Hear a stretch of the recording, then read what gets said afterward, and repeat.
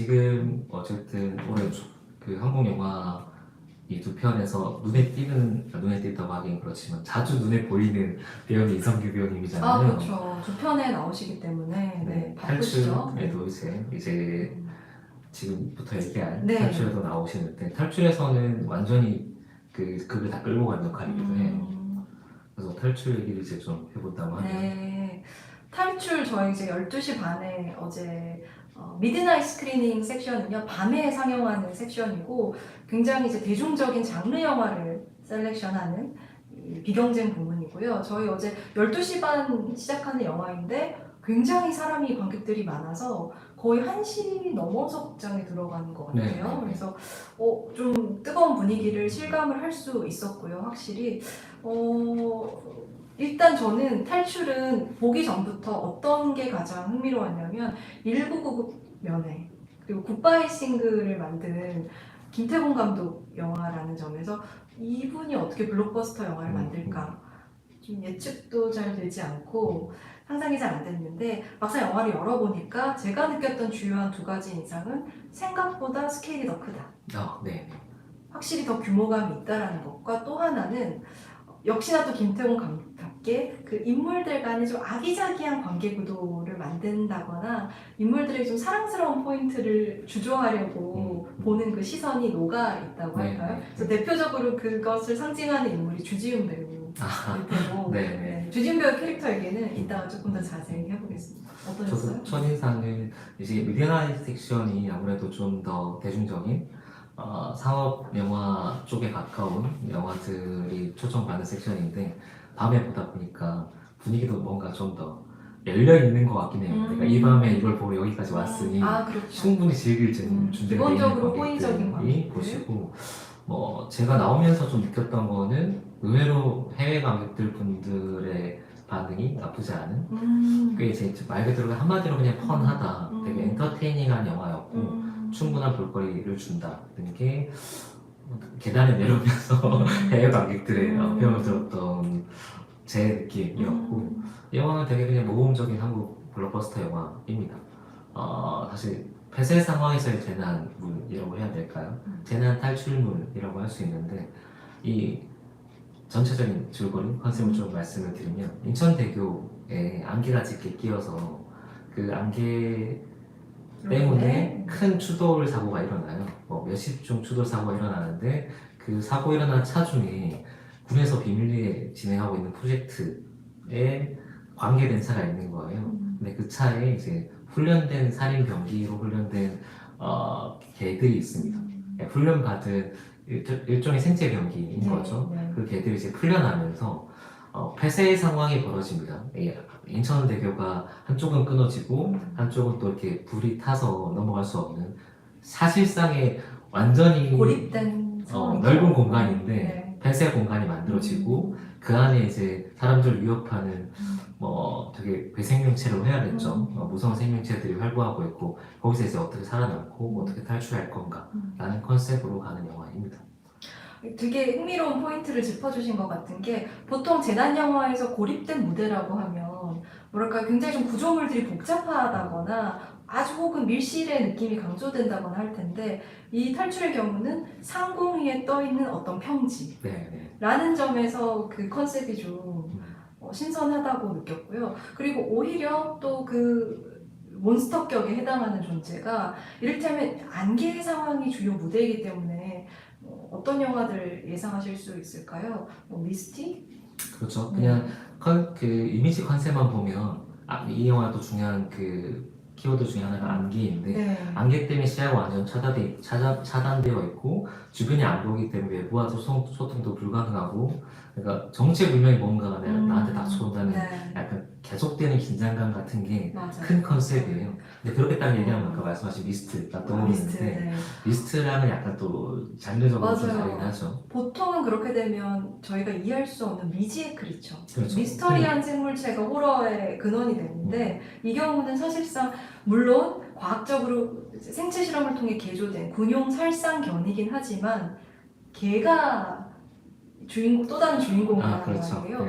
거기서 오는 저는 이상한 현실감이라고 음, 할까요? 그것 자체도 오히려 독특한 인상을 낳는다고 느꼈습니다. 아까 말씀하신 것처럼 드라마가 생각보다 훨씬 강하고 그 좁은 공간에서 살아남기 위해서 뭉친 사람들, 그 인간 군상의 면면들 거기서 발생한 드라마들을 최대한 보여주려고 하는 영화입니다. 미스트 같은 경우는 흔히 하는 코즈미코러라고 이제 말 그대로 압도적인 미지에서 오는 정말 내가 어쩔 수 없는 불가항의 공포 같은 게 메인 뼈대라고 하면 이 영화는 사실은 호러는 아니죠. 엄밀히 얘기하면 재난, 탈출, 블록버스터에 가깝고 액션이 훨씬 더 강하게 앞자리에 서 있는 영화입니다. 그래서 그런 구성으로 치면 이런 폐쇄 공간에 가까운 상황들을 만들어 놓고 어떻게 하나씩 위기를 탈출해 나가는가 그걸 보여주는 게 굉장히 이제 핵심이 되는 영화이고 보통 이렇게 하면 정말 액션에만 막 우리 잘 알고 있는 헐리우드 영화 같은 경우는 액션을 몰빵하기도 하거든요.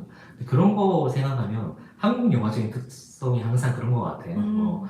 해외에서 이제 K-드라마나 K-무비 같은 거 얘기할 때 말 그대로 드라마성을 얘기하잖아요. 네. 인물들 간의 관계성 얘기하고 그런 것들을 확실히 좀 무게를 싣고 있는 영화라서 보다 보면 인물들이나 캐릭터들의 성격도 확실히 보이고 이들의 관계에 좀 집중도 하게 되고 그게 집중이 되고 난 다음에 이제 위기가 닥치면 함께 약간 몰입이 더 될 수 있는 부분도 있는 것 같고 그런 측면에서는 한국 영화스러운 한국 영화다라는 생각이 들었습니다.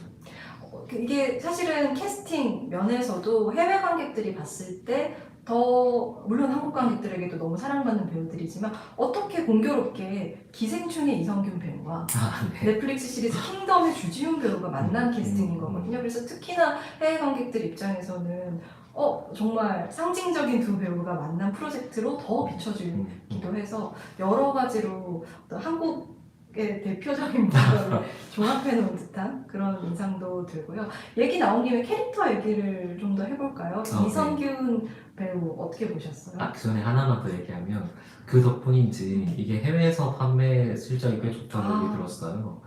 이렇게 컨셉도 분명하고 그리고 CJ에서 하는 블록버스터라는 이제 일종의 믿음도 있는 것 같고 배우들의 이제 친숙함도 있어서 이미 뭐 프랑스 비롯해서 여러 국가에서 팔렸다고 하더라고요. 140여 개국 선판매가 이루어졌다고 하고 순제작비가 180억 원 정도라고 하는데 뭐랄까 영화를 열어봤을 때 아무래도 대교 위에서 한정된 공간에서 펼쳐지다 보니까 사실 어떤 이렇게 스펙터클들을 볼 수 있을까 한정적이지 않을까라고 생각을 했는데 다리가 끊어진다던가 헬기가 추락한다던가 이런 장면들이 네.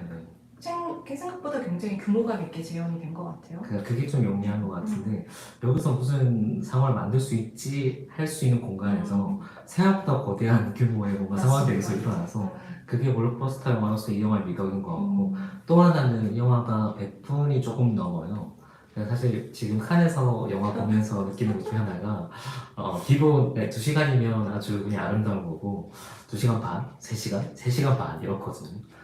계속 그렇게 긴 영화들을 보다가 딱 정말 컴팩트하게 이 영화는 정말 목적을 향해서 완전히 달려가는 영화. 앞서 얘기했던 잠이랑 비교하면 잠이 구성의 아기자기함 같은 것들에 좀 더 재미를 느낄 수 있는 영화라고 하면 이 영화는 이제 앞으로 내달려가는 영화라고 하요. 그렇죠. 그래서 딱 100분의 컨셉에 맞게 가기 때문에 훨씬 더 몰입감 있게 즐길 수 있었던 것 같습니다.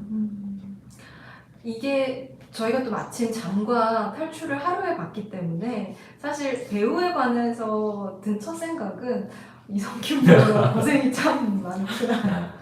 이게 약간, 어제 하루의 한정에서는 약간 이성균 영화제 같은 느낌도 있고 이성균 순환의 날 같은 이름을 붙일 수 있는 영화였고요. 이성균 배우가 이번 영화에서는 청와대 국가안보실에 굉장히 유능한 행정관으로 등장을 하고 여기서 이제 약간의 그 레이어가 생겨요. 원래는 무조건 이 정무 중심의 어떻게 보면 과거에는 대의를 위해서 작은 것들은 좀 희생할 수도 있다고 생각했을 남자인데 딸과 같이 이 재난 상황에 갇히게 되면서 저는 이제 한 가지 좋았던 포인트가요.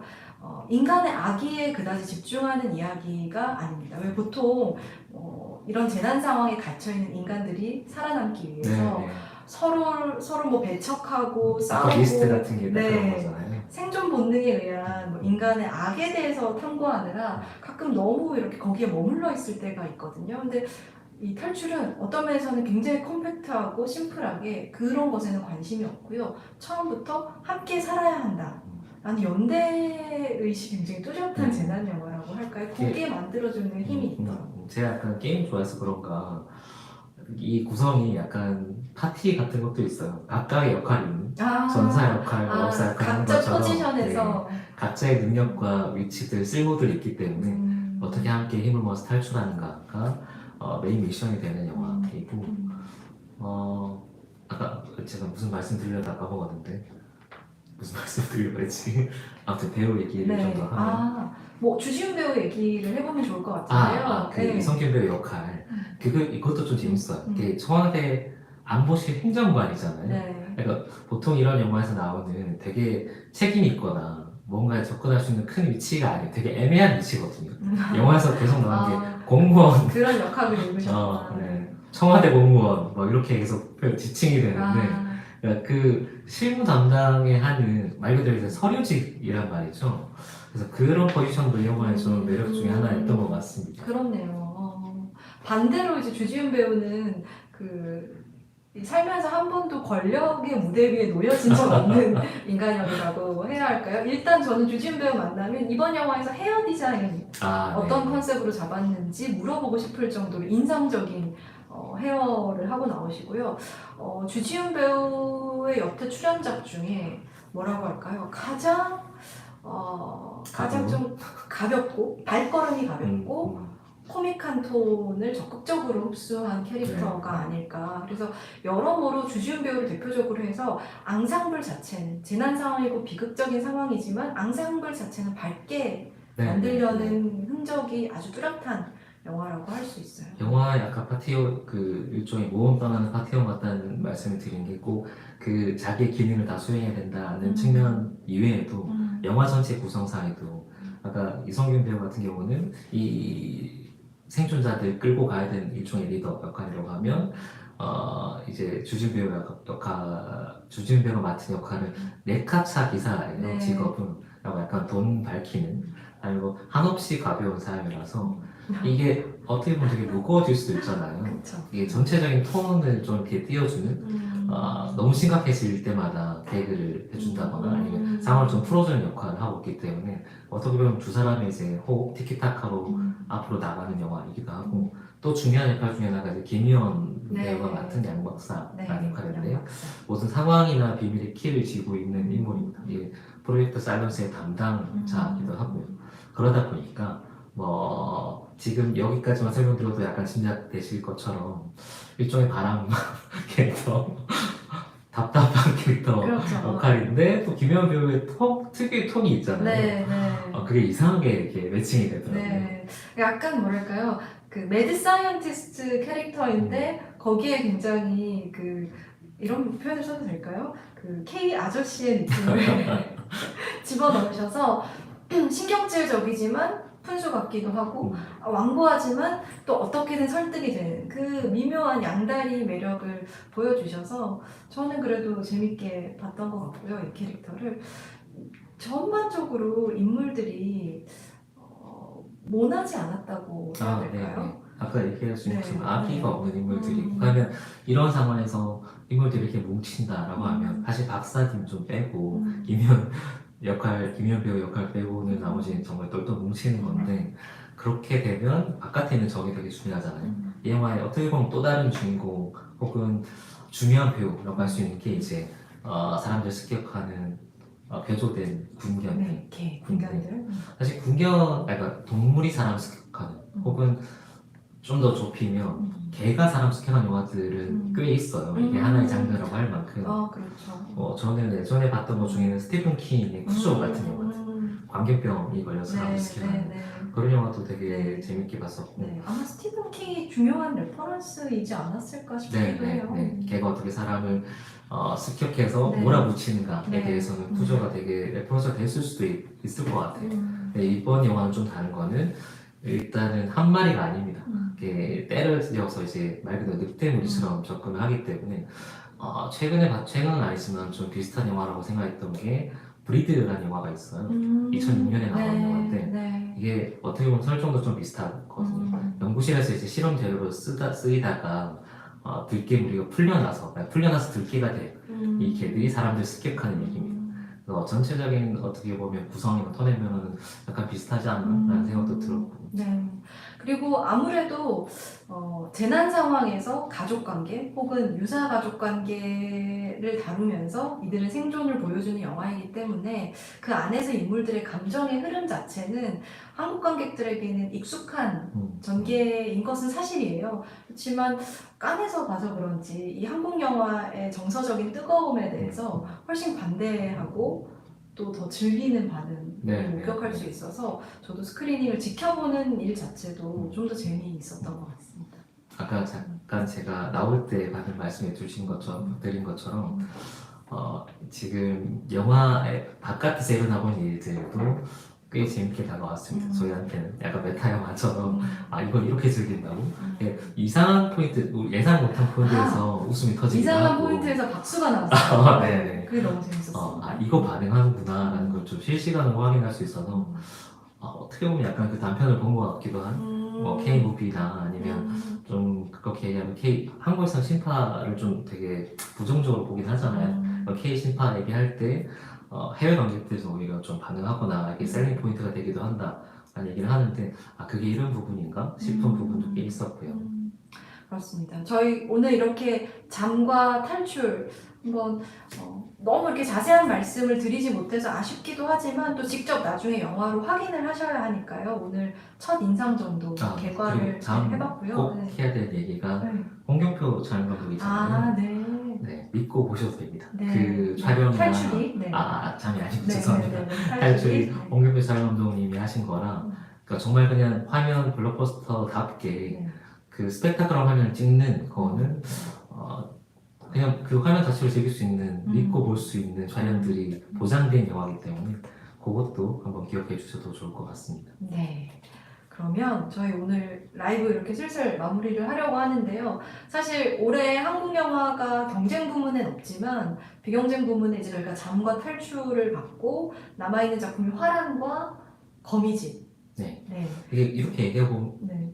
그리고 저희가 라이브는 하지는 않지만 홍상수 감독의 영화도 있고 네, 우리의 하루라는 작품이 감독주간 무려 폐막작입니다. 그래서 맞아요. 거미집이 경쟁에 갔으면 또 다른 재미가 있었겠죠. 근데 올해는 비경쟁이 또 워낙 세고요. 네. 마틴 스콜세지도 비경쟁이 있고 그래서 비경쟁이 조금 더 축제 같은 느낌이 드는 것 같기도 해서 초반에 저희가 그 얘기 드렸지만 경쟁은 지금까지는 뭐 살짝 예년보다 좀 약하다는 느낌이고 오히려 비경쟁 부분에서 주목할 만한 영화들, 얘기가 훨씬 더 많이 들린 영화들이 있어서 아무래도 한국 영화들도 그런 영화 중에 하나가 되지 않을까 기대하고 있습니다. 그렇습니다. 그래서 저희가 현지 시간으로 24일에 화란을 보고 25일에 또 거미집을 볼 것이라서 저희가 아직 정확한 시간을 말씀드리기는 어려운데요. 25일 밤, 현지 시간으로 25일 밤 혹은 26일 아침에 또 화랑과 거미집 이야기도